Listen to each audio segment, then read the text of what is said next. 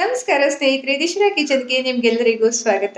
ಇವತ್ತು ನಾನು ಬೆಳಗಿನ ತಿಂಡಿಗೆ ಯಾವ ರೀತಿಯಾಗಿ ನಾವು ಒಂದು ರುಚಿಯಾದ ಅವಲಕ್ಕಿನ ಮಾಡೋದು ಅಂತ ತೋರಿಸ್ತಾ ಇದ್ದೀನಿ. ಹೇಗೆ ಮಾಡೋದು ಅಂತ ನೋಡೋಣ ಬನ್ನಿ. ಅವಲಕ್ಕಿ ಮಾಡೋದಕ್ಕೆ ನಾನಿಲ್ಲಿ 1.5 ಕಪ್ಪಷ್ಟು ದಪ್ಪ ಅವಲಕ್ಕಿನ ತಗೊಳ್ತಾ ಇದ್ದೀನಿ. ಇದು ನೀರಿಗೆ ಹಾಕಿದ್ಮೇಲೆ ತುಂಬ ಚೆನ್ನಾಗಿ ಒದಗತ್ತೆ. ಹಾಗಾಗಿ 1.5 ಕಪ್ ನೀವು ಅವಲಕ್ಕಿ ಹಾಕಿದರೂ ಕೂಡ 2-3 ಜನರಿಗೆ ಆರಾಮಾಗಿ ನೀವು ಅವಲಕ್ಕಿನ ಇದರಿಂದ ಮಾಡ್ಬೋದು. ಎಷ್ಟು ಥಿಕ್ನೆಸ್ ಇದೆ ಅನ್ನೋದನ್ನು ಕೂಡ ನಿಮಗೆ ಹತ್ತಿರದಿಂದ ತೋರಿಸ್ತೀನಿ. ಮೀಡಿಯಮ್ ಥಿಕ್ನೆಸ್ ಇರೋವಂಥ ಅವಲಕ್ಕಿ, ಇನ್ನೊಂದು ತೆಳುವಾದ ಪೇಪರ್ ಅವಲಕ್ಕಿ ಬರುತ್ತೆ, ಹಾಗೆ ಇದಕ್ಕಿಂತ ದಪ್ಪ ಇರೋವಂಥ ಇನ್ನೊಂದು ಗಟ್ಟಿ ಅವಲಕ್ಕಿ ಕೂಡ ಬರುತ್ತೆ. ನಾನಿಲ್ಲಿ ಮೀಡಿಯಮ್ ಥಿಕ್ನೆಸ್ ಇರೋವಂಥ ಅವಲಕ್ಕಿನ ತಗೊಂಡಿರೋದು. ಈಗ ಇದನ್ನು ನೀರು ಹಾಕಿ ಕ್ಲೀನಾಗಿ ತೊಳ್ಕೊಳ್ತೀನಿ. ಒಂದು 2-3 ಸರಿ ಪೂರ್ತಿ ಅದರಲ್ಲಿರುವಂಥ ಧೂಳು ಕಸ ಎಲ್ಲ ಹೋಗೋವರೆಗೂ ಕೂಡ ಒಂದು 2-3 ಸರಿ ಇದನ್ನ ತೊಳೀರಿ. ಒಮ್ಮೆ ಅವಲಕ್ಕಿ ಕ್ಲೀನ್ ಆದಮೇಲೆ ನೆಕ್ಸ್ಟು ಇದನ್ನು ನೀರು ಹಾಕಿ ಒಂದು 7-8 ನಿಮಿಷ ಇದನ್ನ ನೆನೆಸಿಡಬೇಕು. ಪೂರ್ತಿ ಮುಳುಗೋಷ್ಟು, ಚೆನ್ನಾಗಿ ಅರಳ್ಕೊಳ್ಳೋಷ್ಟು ಸ್ವಲ್ಪ ಜಾಸ್ತಿ ನೀರು ಹಾಕಿದರೂ ಪರವಾಗಿಲ್ಲ. ಒಂದು 7-8 ನಿಮಿಷ ಇದನ್ನು ಹಾಗೆಯೇ ನೆನೆಸಿಡಿ. ಇದು ಪೂರ್ತಿ ನೆನೆಯೋಷ್ಟರಲ್ಲಿ ನಾನು ಈ ಕಡೆಯಿಂದ ತರಕಾರಿ ಕೂಡ ಕಟ್ ಮಾಡ್ಕೊಳ್ತೀನಿ. 1.5 ಕಪ್ ಅಷ್ಟು ಅವಲಕ್ಕಿನ ನೆನೆಸಿದ್ರೆ ಅದಕ್ಕೆ 1 ಟೊಮೆಟೊ, 1 ಈರುಳ್ಳಿ, ಒಂದು ಅರ್ಧ ನಿಂಬೆಹಣ್ಣು, ಹಾಗೆ 1 ಅಥವಾ 2 ಹಸಿಮೆಣಸಿನಕಾಯಿ, ಇಷ್ಟು ಕೊತ್ತಂಬರಿ ಸೊಪ್ಪು, 1 ಕರಿಬೇವಿನ ಕಡ್ಡಿ ಸಾಕಾಗತ್ತೆ. ಇದನ್ನೆಲ್ಲ ಕೂಡ ಈಗ ಒಂದೊಂದಾಗಿ ಹೆಚ್ಚಿಟ್ಕೊಳ್ತೀನಿ. ಈ ಅವಲಕ್ಕಿ ನೋಡೋದಕ್ಕೆ ಸಿಂಪಲ್ ಆಗಿ ಅನಿಸಿದ್ರು ಕೂಡ ತುಂಬಾ ರುಚಿಯಾಗಿರುತ್ತೆ. ಖಂಡಿತವಾಗಿಯೂ ಕೂಡ ನೀವು ಇದನ್ನ ಹೇಗೆ ಮಾಡೋದು ಅಂತ ಕೊನೆ ತನಕ ತಪ್ಪದೆ ನೋಡಿ.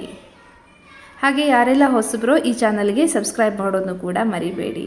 ಹಾಗೆ ಇದೆಲ್ಲದರ ಜೊತೆಗೆ 1 ಕಪ್ಪಷ್ಟು ತೆಂಗಿನಕಾಯಿ ತುರಿನೂ ಕೂಡ ನಾನು ರೆಡಿಯಾಗಿ ಇಟ್ಕೊಂಡಿದ್ದೀನಿ. ಹಸಿ ತೆಂಗಿನಕಾಯಿ ತುರಿನ ಈಗ ಇದು ಆಲ್ಮೋಸ್ಟ್ ನೆಂದಿದೆ, ನೀವು ನೋಡ್ಬೋದು. ತರಕಾರಿ ಎಲ್ಲ ಕಟ್ ಮಾಡಿ ಆಗೋತ್ತಿಗೆ ಅವಲಕ್ಕಿ ಕೂಡ ಆಲ್ಮೋಸ್ಟ್ ನೆನೀತಾ ಬರುತ್ತೆ. ಇದು ತುಂಬ ಮೆತ್ತಗಾಗೋದು ಕೂಡ ಬೇಡ, ಹಾಗೆಯೇ ತುಂಬ ಗಟ್ಟಿನೂ ಇರಬಾರ್ದು. ಒಮ್ಮೆ ಪ್ರೆಸ್ ಮಾಡಿ ನೋಡ್ರೆ ನಿಮಗೆ ಗೊತ್ತಾಗುತ್ತೆ ಪೂರ್ತಿ ಒಳಗೊಳಗೆ ನೀರು ಹೋಗಿದೆಯಾ ಅಂತ.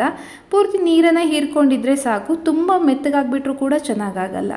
ಇಷ್ಟು ಮೆತ್ತಗಾದ ಮೇಲೆ ನಿಮಗೆ ಗೊತ್ತಾಗುತ್ತೆ, ಪ್ರೆಸ್ ಮಾಡಿ ನೋಡ್ರೆ ಅದು ಪೂರ್ತಿಯಾಗಿ ಒಳಗಡೆವರೆಗೂ ನೀರನ್ನು ಎಳ್ಕೊಂಡಿರಬೇಕು. ಈಗ ನಾವು ಈ ನೀರನ್ನೆಲ್ಲ ಕೂಡ ಒಮ್ಮೆ ಕ್ಲೀನಾಗಿ ನೀರನ್ನು ಬಸ್ಬಿಡೋಣ.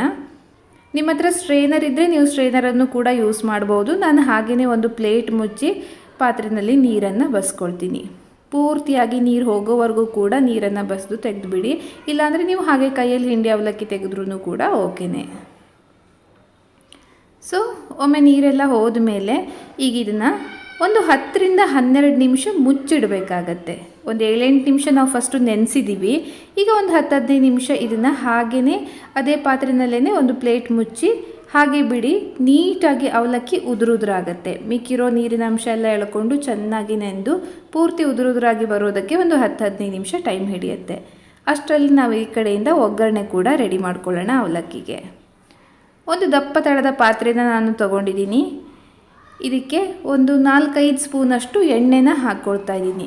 ಅವಲಕ್ಕಿಗೆ ಸ್ವಲ್ಪ ಎಣ್ಣೆ ಬೇಕಾಗತ್ತೆ, ಒಂದು 4-5 ಸ್ಪೂನ್ ಅಂತೂ ಎಣ್ಣೆ ಬೇಕಾಗತ್ತೆ. ಎಣ್ಣೆ ಸ್ವಲ್ಪ ಬಿಸಿ ಆಗಲಿ.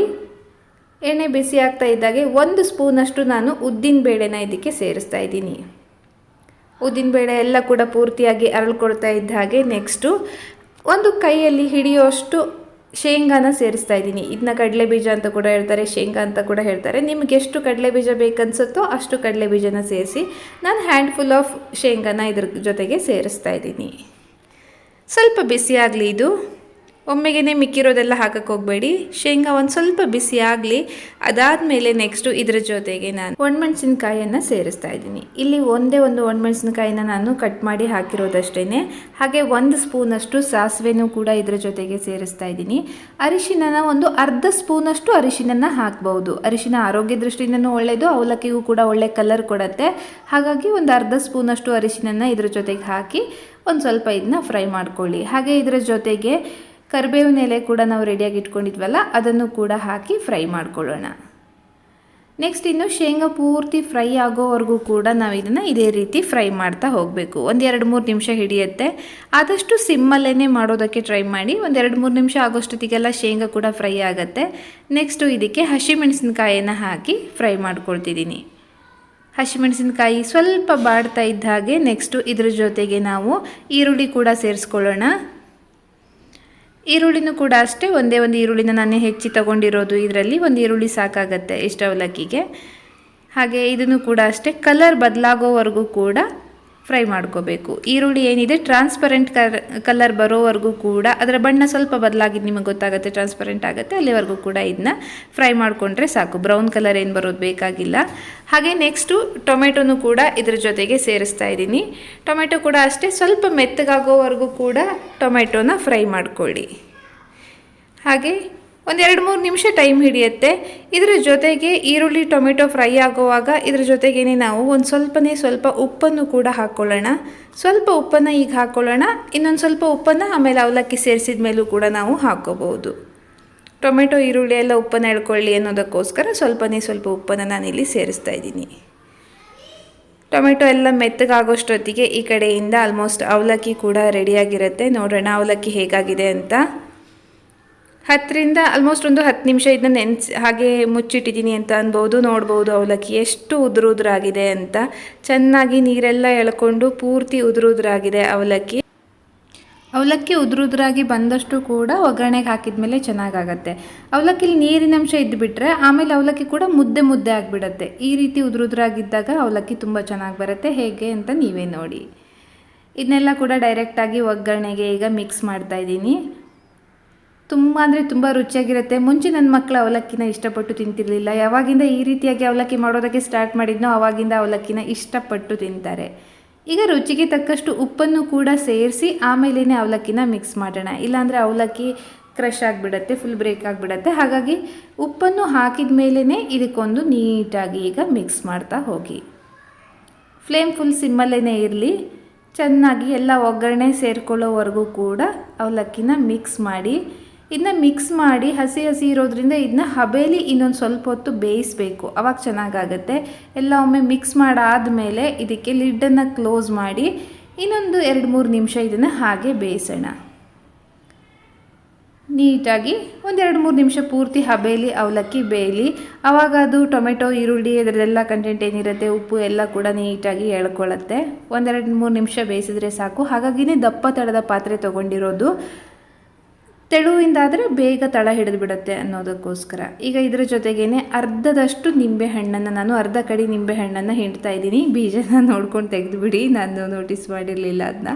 ಸೊ ಹಾಗೆ ನಿಂಬೆಹಣ್ಣನ್ನು ಹಿಂಡಿದ ಮೇಲೆ ನೆಕ್ಸ್ಟು ಇದರ ಮೇಲಿಂದ ಕೊತ್ತಂಬರಿ ಸೊಪ್ಪನ್ನು ಕೂಡ ಹಾಕ್ತಾ ಇದ್ದೀನಿ. ಒಂದು ಸ್ವಲ್ಪ ಕೊತ್ತಂಬರಿ ಸೊಪ್ಪು, ತೆಂಗಿನಕಾಯಿ ತುರಿ ಮಾತ್ರ ಈಗ ಹಾಕ್ತಾ ಇದ್ದೀನಿ. ಇನ್ನೊಂದು ಸ್ವಲ್ಪನ ಆಮೇಲೆ ಕೊನೆಯಲ್ಲಿ ಗಾರ್ನಿಷಿಗೆ ಅಂತ ಉಳಿಸ್ಕೊಳ್ತಾ ಇದ್ದೀನಿ.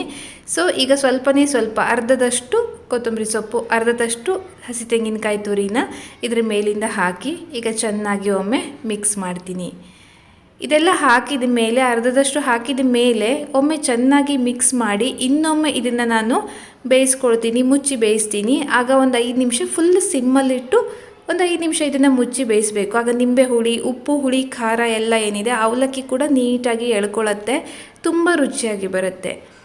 ನೀವು ಹಾಗೆ ತಕ್ಷಣವೇ ಸ್ಟವ್ ಆಫ್ ಮಾಡಿಬಿಟ್ರೆ ನೀಟಾಗಿ ಅವಲಕ್ಕಿ ಪೂರ್ತಿ ಒಳಗಡೆ ಎಳ್ಕೊಂಡಿರಲ್ಲ. ಹಾಗಾಗಿ ಇದನ್ನ ಒಮ್ಮೆ ಲಿಡ್ಡನ್ನು ಕ್ಲೋಸ್ ಮಾಡಿ ಒಂದು 5 ನಿಮಿಷ ಇದನ್ನು ಹಾಗೆ ಸಿಮ್ಮಲ್ಲಿ ಬಿಡಿ. ನೆಕ್ಸ್ಟ್ ಈಗ ಸ್ಟವನ್ನು ಆಫ್ ಮಾಡಿದ್ದೀನಿ. ನೋಡ್ಬೋದು ಹೇಗಾಗಿದೆ ಅವಲಕ್ಕಿ ಅನ್ನೋದು. ತುಂಬಾ ರುಚಿಯಾಗಿರುತ್ತೆ. ಈಗ ಮೇಲಿಂದ ನೀವು ಕೊತ್ತಂಬರಿ ಸೊಪ್ಪನ್ನು ಕೂಡ ಇನ್ನೊಮ್ಮೆ ಉದುರಿಸ್ಕೊಂಡು ಕಾಯಿ ತುರಿ ಬೇಕಿದ್ರೂ ಕೂಡ ಹಾಕೋಬಹುದು. ಮೇಲಿಂದ ನೋಡೋದಕ್ಕೂ ಕೂಡ ಬ್ಯೂಟಿಫುಲ್ಲಾಗಿ ಕಾಣುತ್ತೆ. ಕೊತ್ತಂಬರಿ ಸೊಪ್ಪು, ಕಾಯಿ ತುರಿ ಎಲ್ಲ ಹಾಕ್ಕೊಂಡ್ರೆ ಅವಲಕ್ಕಿ ಏನಿದೆ ರೆಡಿನೇ ಆಗೋಯಿತು. ತುಂಬಾ ರುಚಿಯಾಗಿರುತ್ತೆ. ಸೂಪರ್ ಅಂದರೆ ಸೂಪರ್ ಟೇಸ್ಟಿಯಾಗಿರುತ್ತೆ ಅವಲಕ್ಕಿ ತುಂಬ ಜನರಿಗೆ ಹೊಸ್ತೇನಲ್ಲ, ಬಟ್ ಆದರೂ ಕೂಡ ಅವಲಕ್ಕಿ ಗೊತ್ತಿಲ್ಲೇ ಇರೋರು ಕೂಡ ತುಂಬ ಜನ ಇರ್ತಾರೆ ಅಂತ ಅಂದ್ಕೊಳ್ತೀನಿ. ಸೊ ಈಗ ಇದನ್ನು ಒಂದು ಪ್ಲೇಟ್ಗೆ ಹಾಕಿ ಬಿಸಿಯಾಗಿರೋವಾಗಲೇ ಸರ್ವ್ ಮಾಡ್ತೀನಿ. ನೋಡ್ಬೋದು ರುಚಿಯಾದ ಅವಲಕ್ಕಿ ರೆಡಿ ಆಯಿತು. ಇದನ್ನ ಮಾರ್ನಿಂಗ್ ಬ್ರೇಕ್ಫಾಸ್ಟ್ಗೂ ತಿನ್ಬೋದು, ಲಂಚ್ ಬಾಕ್ಸ್ಗೂ ಕೂಡ ತುಂಬ ಚೆನ್ನಾಗಿರುತ್ತೆ. ಸ್ವಲ್ಪನೂ ಗಟ್ಟಿ ಆಗಲ್ಲ, ಹಾಗೆಯೇ ಸಾಫ್ಟ್ ಆಗಿರುತ್ತೆ. ಮಕ್ಕಳಿಗೆ ಲಂಚ್ ಬಾಕ್ಸ್ಗೂ ಕೂಡ ನಾವು ಇದನ್ನು ಹಾಕ್ಕೊಡ್ಬೋದು. ಮಾರ್ನಿಂಗ್ ಬ್ರೇಕ್ಫಾಸ್ಟಿಗೆ ಇಲ್ಲ ಈವ್ನಿಂಗ್ ಸ್ನ್ಯಾಕ್ ಆಗಿ ಕೂಡ, ಈವ್ನಿಂಗ್ ಸ್ನ್ಯಾಕ್ಸ್ ಟೈಮಲ್ಲೂ ಕೂಡ ನಾವು ಬಿಸಿಯಾದ ಅವಲಕ್ಕಿನ ಮಾಡಿಕೊಂಡು ತಿನ್ಬೋದು. ನೋಡಿದ್ರಲ್ವ ಎಷ್ಟು ಸೂಪರಾಗಿ ಬಂತು ಅವಲಕ್ಕಿ ಅಂತ. ಖಂಡಿತವಾಗಿಯೂ ಕೂಡ ನೀವು ಮನೇಲಿ ಇದನ್ನ ಟ್ರೈ ಮಾಡಿ ನೋಡಿ. ಆಮೇಲೆ ನೀವೇ ಹೇಳ್ತೀರಾ, ಉಪ್ಪು, ಹುಳಿ, ಖಾರ ರುಚಿಯಾಗಿದ್ದರೆ ಖಂಡಿತವಾಗಿಯೂ ಕೂಡ ಬಿಸಿಯಾದ ಅವಲಕ್ಕಿ ತಿನ್ನೋ ಮಜಾದೇ ಬೇರೆ. ಖಂಡಿತವಾಗಿಯೂ ಒಮ್ಮೆ ಇದನ್ನ ಟ್ರೈ ಮಾಡಿ ನೋಡಿ. ನೋಡಿದ್ರಲ್ವಾ ಅವಲಕ್ಕಿನ ಹೇಗೆ ಮಾಡೋದು ಅಂತ. ನಿಜಕ್ಕೂ ಕೂಡ ತುಂಬಾನೇ ರುಚಿಯಾಗಿರುತ್ತೆ. ಖಂಡಿತವಾಗಿಯೂ ನೀವು ಮನೇಲಿ ಇದನ್ನ ಟ್ರೈ ಮಾಡಿ ನೋಡಿ. ಹಾಗೆ ಇವತ್ತಿನ ವಿಡಿಯೋ ಕೂಡ ಅಷ್ಟೇ ಇಷ್ಟ ಆಗಿದ್ರೆ ಒಂದು ಲೈಕ್ ಮಾಡಿ, ಹೊಸಬರಾಗಿದ್ರೆ ಸಬ್ಸ್ಕ್ರೈಬ್ ಮಾಡಿ, ಅನಿಸಿಕೆಗಳನ್ನ ಆಸ್ ಯೂಶುವಲ್ ಕಮೆಂಟಲ್ಲಿ ತಿಳಿಸಿ. ಸಿಗೋಣ ಮುಂದಿನ ವಿಡಿಯೋದಲ್ಲಿ. ಅಲ್ಲಿವರೆಗೆ ಧನ್ಯವಾದ.